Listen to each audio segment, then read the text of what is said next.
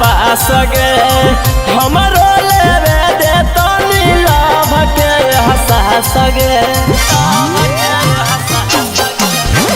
आबे ना छौड़ी आके बैठ हमरा पास गे हमरो लेवे दे तनी लाभ के हसास गे कहे तोरा गुस्सा का पार चढ़ो है चेहरा पर चूमा से निखार बड़ो है लेवे देवे से छौड़ी प्यार बड़ो है गे चेहरा पर चूमा से निखार बड़ो है लेवे देवे से पगली प्यार बड़ो है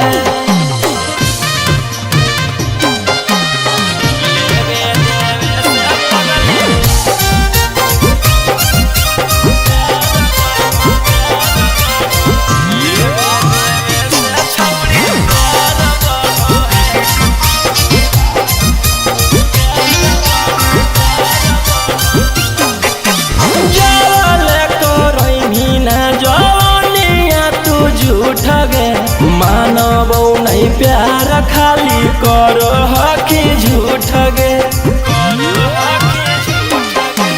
जवाल करही ना जवानिया तू झूठ गे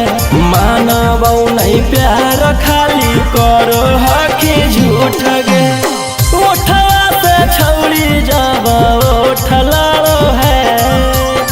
चेहरा पर चूमा से निखार बड़ो है लेवे देवे से छौड़ी प्यार बड़ो है गे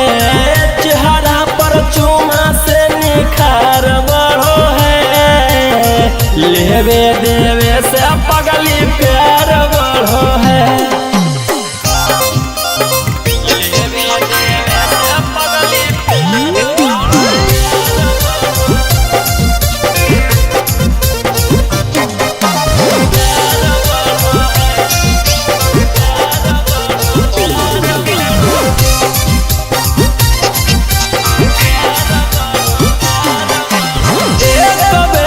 छौड़ी तू जोइनी जोदी मिल गे